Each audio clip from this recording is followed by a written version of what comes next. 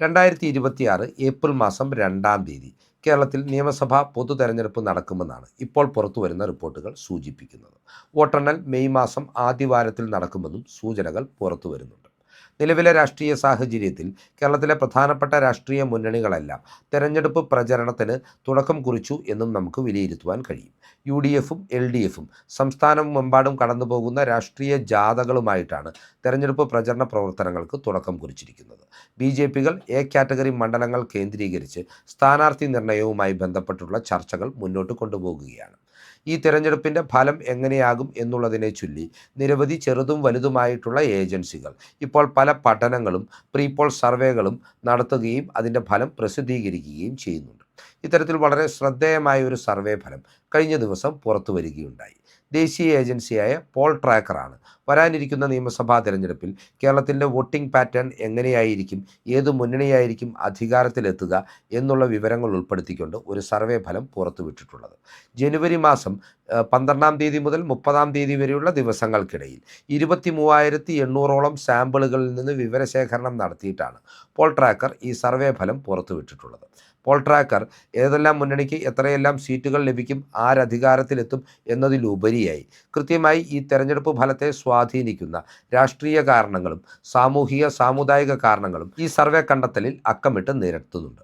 പ്രധാനമായും അവർ ഈ സർവേയിലൂടെ കണ്ടെത്തിയിട്ടുള്ള തെരഞ്ഞെടുപ്പ് വോട്ടിങ്ങിനെ സ്വാധീനിക്കുന്ന രാഷ്ട്രീയ കാരണങ്ങൾ എന്തൊക്കെയാണെന്ന് നമുക്ക് ആദ്യമായി ഒന്ന് പരിശോധിച്ച് നോക്കാം. ഇടതുമുന്നണിക്ക് നിലവിലെ രാഷ്ട്രീയ സാഹചര്യത്തിൽ ഏറ്റവും വലിയ തിരിച്ചടിയാകുവാൻ പോകുന്നത് മുഖ്യമന്ത്രി പിണറായി വിജയൻ വീണ്ടും ഒരിക്കൽ കൂടി മുന്നണിയെ തെരഞ്ഞെടുപ്പിൽ നയിക്കുന്നു എന്നുള്ളതാണ്. മുഖ്യമന്ത്രിയുടെ ശൈലിയോടും മുഖ്യമന്ത്രിയുടെ ധാർഷ്ട്യം നിറഞ്ഞ ശൈലിയോട് ജനങ്ങൾക്ക് വലിയ അതൃപ്തി നിലനിൽക്കുന്നുണ്ടെന്ന് പോൾ ട്രാക്കർ സർവേ കൃത്യമായി കണ്ടെത്തുന്നുണ്ട്. മുഖ്യമന്ത്രിക്കും കുടുംബാംഗങ്ങൾക്കുമെതിരെ ഉയർന്നു വന്നിരിക്കുന്ന അഴിമതി ആരോപണങ്ങളും ജനങ്ങളുടെ വോട്ടിംഗ് പാറ്റേണിനെ സ്വാധീനിക്കുമെന്നാണ് പോൾ ട്രാക്കറിൻ്റെ കണ്ടെത്തൽ. അതുപോലെ തന്നെ സഹകരണ ബാങ്കുകളുമായി ബന്ധപ്പെട്ട് ഉയർന്നു വന്നിട്ടുള്ള ക്രമക്കേടുകളും അഴിമതി ആരോപണങ്ങളും അതിന് ഉത്തരവാദികളായി നിലനിൽക്കുന്ന പ്രാദേശിക CPM നേതാക്കളും ഇടതുമുന്നണിയുടെ പതനത്തിന് കാരണക്കാരാകുമെന്നും പോൾ ട്രാക്കർ തങ്ങളുടെ സർവേ ഫലത്തിൽ സൂചിപ്പിക്കുന്നുണ്ട്. സമാനമായി UDFന് അനുകൂലമായ സാഹചര്യങ്ങൾ എന്താണ് എന്ന് ചോദിച്ചാൽ അത് സർക്കാർ വിരുദ്ധത മാത്രമല്ല, പിണറായി വിരുദ്ധത മാത്രമല്ല എന്നും നമുക്കിവിടെ കണ്ടെത്തുവാൻ സാധിക്കും. ഇപ്പോൾ നിലവിലെ രാഷ്ട്രീയ സാഹചര്യങ്ങളിൽ കേരളത്തിലെ വോട്ടർമാർ UDFന് കൂടുതൽ താല്പര്യപ്പെടുന്നതിന് പ്രധാനപ്പെട്ട കാരണം അവർക്കിടയിൽ നിലനിൽക്കുന്ന ഐക്യമാണെന്നാണ് പോൾ ട്രാക്കറിൻ്റെ കണ്ടെത്തൽ. താഴെത്തട്ടിൽ പോലും ഈ ഐക്യം നിലനിൽക്കുന്നു എന്നതിൻ്റെ കൃത്യമായ സൂചനയായിട്ടാണ് തദ്ദേശ തെരഞ്ഞെടുപ്പിൽ UDFനുണ്ടായിട്ടുള്ള ഉജ്ജ്വല വിജയത്തെ വോട്ടർമാർ ഈ ഘട്ടത്തിൽ വിലയിരുത്തുന്നതെന്നും പോൾ ട്രാക്കർ തങ്ങളുടെ സർവേ ഫലത്തിൽ സൂചിപ്പിക്കുന്നുണ്ട്. കേരള കോൺഗ്രസ് മാണി ഗ്രൂപ്പുമായി ബന്ധപ്പെട്ടും നിർണായകമായ ചില വെളിപ്പെടുത്തലുകൾ പോൾ ട്രാക്കർ ഈ സർവേ ഫലത്തിൽ ഉൾപ്പെടുത്തിയിട്ടുണ്ട്. ഇടതുമുന്നണിയുടെ ഭാഗമായി തുടരുവാനുള്ള ജോസ് കെ മാണിയുടെ തീരുമാനം കേരള കോൺഗ്രസ് മാണി ഗ്രൂപ്പിൻ്റെ പരമ്പരാഗത വോട്ട് ബാങ്കുകളെ നിരാശയുടെ പടുകുഴിയിലേക്ക് തള്ളിവിട്ടു എന്നാണ് പോൾ ട്രാക്കർ തങ്ങളുടെ സർവേയിൽ കണ്ടെത്തിയിട്ടുള്ളത്. അതിനാൽ തന്നെ ഈ വോട്ടുകൾ UDFന് അനുകൂലമായി പോൾ ചെയ്യപ്പെടുമെന്നും ഇടതുമുന്നണിക്ക് കാര്യക്ഷമമായ വോട്ട് ചോർച്ച ഇത്തരത്തിലെല്ലാം സംഭവിക്കുമ്പോൾ UDFൽ ഒരു വോട്ട് ചോർച്ച ഉണ്ടാവില്ല എന്നുമാണ് പോൾ ട്രാക്കറിൻ്റെ വിലയിരുത്തൽ. അതുപോലെ തന്നെ UDFൻ്റെ സാധ്യതകൾ വലിയ രീതിയിൽ വർദ്ധിക്കുന്നു എന്നുള്ള പ്രതീതി ജനങ്ങൾക്കിടയിൽ ശക്തമായി നിലകൊള്ളുന്നത് BJPയുടെ വളർച്ചാ സാധ്യതയ്ക്കും തിരിച്ചടിയാകുന്നുണ്ടെന്നും പോൾ ട്രാക്കർ കണ്ടെത്തുന്നുണ്ട്. BJPയെ സംബന്ധിച്ച് അവർ 14 മുതൽ 17% വരെ വോട്ടുകൾ സമാഹരിക്കുമെന്നാണ് പോൾ ട്രാക്കർ ഈ സർവേ ഫലത്തിലൂടെ പറഞ്ഞു വെക്കുന്നത്. BJPക്ക് കേരള നിയമസഭയിൽ 0 മുതൽ 2 സീറ്റുകൾ വരെ ലഭിക്കുവാനുള്ള സാധ്യതയുണ്ടെന്ന് പറയുന്ന പോൾ ട്രാക്കർ BJPക്ക് വിജയസാധ്യത നിലനിൽക്കുന്ന 2 മണ്ഡലങ്ങൾ ഏതൊക്കെയാണെന്നും കൃത്യമായി ചൂണ്ടിക്കാട്ടുന്നുണ്ട്. തിരുവനന്തപുരം ജില്ലയിലെ BJPയുടെ ഏറ്റവും വലിയ ശക്തി കേന്ദ്രങ്ങളായിട്ടുള്ള നേമം മണ്ഡലവും കഴക്കൂട്ടം മണ്ഡലവുമാണ് BJPക്ക് വിജയസാധ്യത നിലനിൽക്കുന്ന മണ്ഡലങ്ങളെന്നാണ് പോൾ ട്രാക്കർ തങ്ങളുടെ അഭിപ്രായ സർവേയിലൂടെ സൂചിപ്പിക്കുന്നത്. ഈ തെരഞ്ഞെടുപ്പിലെ ജനങ്ങളുടെ വോട്ടിംഗ് പാറ്റേണിനെ സ്വാധീനിക്കുന്ന സാമുദായിക സാഹചര്യങ്ങൾ കൂടി ഈ സർവേ കൃത്യമായി അക്കമിട്ട് നിരത്തുന്നുണ്ട്. അതിലവരുടെ ഏറ്റവും പ്രധാനപ്പെട്ട അല്ലെങ്കിൽ ആദ്യത്തെ കണ്ടെത്തൽ എന്ന് പറയുന്നത് സംസ്ഥാനത്ത് വിവിധയിടങ്ങളിൽ നിലനിൽക്കുന്ന നായർ ഇഴവ വിഭാഗങ്ങൾ തമ്മിലുള്ള ഭിന്നതയാണ്. സുകുമാരൻ നായർ VD സതീശനെക്കുറിച്ച് പരസ്യമായ ആക്ഷേപങ്ങൾ ഉന്നയിച്ചിട്ടുണ്ട് എങ്കിൽ കൂടിയും അത് നായർ വിഭാഗത്തെ സ്വാധീനിക്കുന്നില്ല എന്നും ഇടതുമുന്നണിയോടുള്ള ശക്തമായ അതൃപ്തി മൂലം അവർ അധികാരത്തിൽ നിന്ന് പുറത്തു പോകണമെന്നുള്ള ഈ സമൂഹത്തിലെ ഭൂരിപക്ഷത്തിൻ്റെയും താല്പര്യം മൂലം ഈ നായർ വോട്ടുകൾ കോൺഗ്രസിലേക്ക് സ്വാഭാവികമായി എത്തിച്ചേരുമെന്ന കണ്ടെത്തലാണ് പോൾ ട്രാക്കർ സർവേ മുന്നോട്ട് വെക്കുന്നത്. മുൻപൊക്കെ ഇടതുമുന്നണിക്ക് എൻ ബ്ലോക്കായി വീഴാറുണ്ടായിരുന്ന ഇഴവ് വോട്ടുകളിൽ കൃത്യമായ ഭിന്നതയുണ്ടാകുമെന്നും 3 മുന്നണികൾക്കും ഇടയിലായി ഏറെക്കുറെ തുല്യം നിലയിൽ ഈ വോട്ടുകൾ വീതം വെക്കപ്പെടുമെന്നും പോൾ ട്രാക്കർ സർവേയിലൂടെ അവർ കണ്ടെത്തുന്നുണ്ട്. രണ്ടാമതായി, ക്രൈസ്തവ വിഭാഗങ്ങൾക്ക് LDF ഗവൺമെൻറ്റിനോടും CPMനോടുമുള്ള അതൃപ്തിയും ഈ സർവേയുടെ പ്രധാനപ്പെട്ട കണ്ടെത്തലായി അവർ മുന്നോട്ട് വെക്കുന്നുണ്ട്.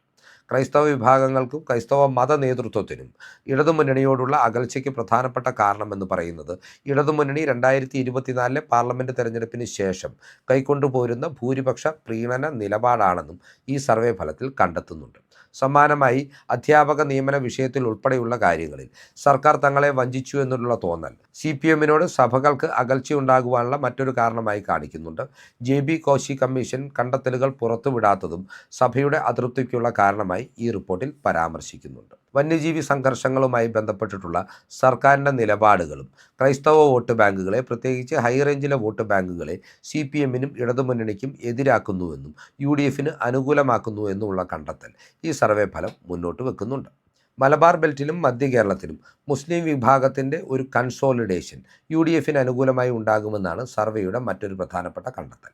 പരമ്പരാഗതമായി ഇടതുമുന്നണിയോട് മൃദു സമീപനം സ്വീകരിച്ചിരുന്ന AP സമസ്ത വിഭാഗം പോലും ഇത്തവണ UDFനോട് അടുക്കുന്നുവെന്നാണ് അവർ ചൂണ്ടിക്കാട്ടുന്നത്.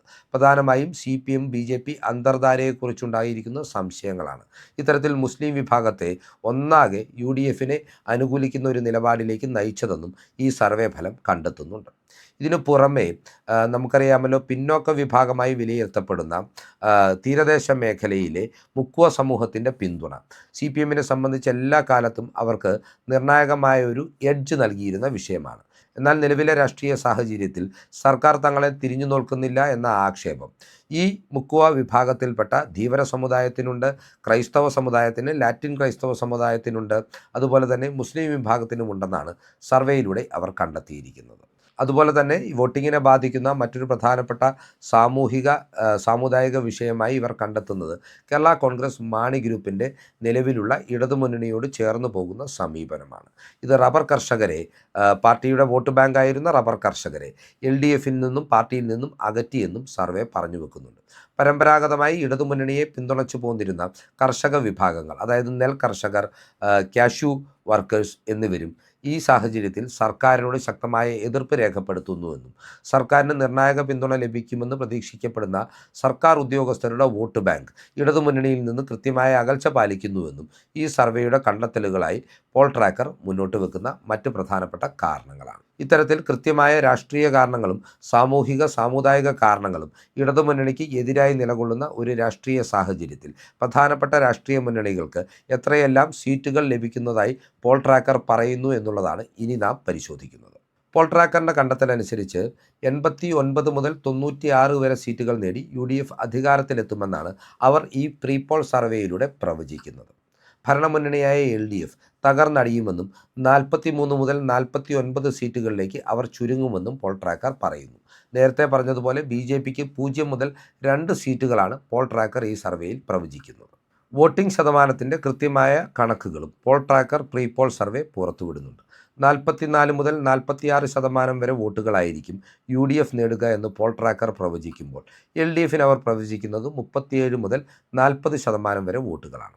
BJP 14നും 15നും ഇടയിൽ ശതമാനം വോട്ടുകൾ സമാഹരിക്കുമെന്നും പോൾ ട്രാക്കർ പറയുന്നു. ഇത്തരത്തിൽ UDFൻ്റെ സമഗ്രാധിപത്യം പ്രവചിക്കുന്ന ഒരു വിജയമാണ് പോൾ ട്രാക്കറിൻ്റെ പ്രീ പോൾ സർവേയിലൂടെ നമുക്ക് മുന്നിൽ അവതരിപ്പിക്കപ്പെടുന്നത്. ഏതൊക്കെയാണെങ്കിലും പ്രതിപക്ഷ നേതാവ് VD സതീശനും മറ്റ് UDF കോൺഗ്രസ് നേതാക്കളും പറയുന്നത് പോലെ 100 സീറ്റ് നേടിയുള്ള ഒരു വിജയം അത്ര യാഥാർത്ഥ്യബോധത്തിന് നിരക്കുന്നതല്ല എങ്കിൽ കൂടിയും ഏറെക്കുറെ അതിനടുത്തുള്ള ഒരു വിജയത്തിലേക്ക് UDF എത്തുമെന്ന് തന്നെയാണ് ഇപ്പോൾ പുറത്തുവരുന്ന പ്രീ പോൾ സർവേകളിൽ ഭൂരിഭാഗവും പ്രവചിക്കുന്നത് എന്നുള്ളത്. UDF അധികാരത്തിലേക്ക് എത്തുമെന്നുള്ളത് ഏറെക്കുറെ ഉറപ്പാക്കുവാൻ കഴിയുന്ന ഒരു രാഷ്ട്രീയ സാഹചര്യം നിലനിൽക്കുന്നു എന്നതിൻ്റെ തെളിവാണ്.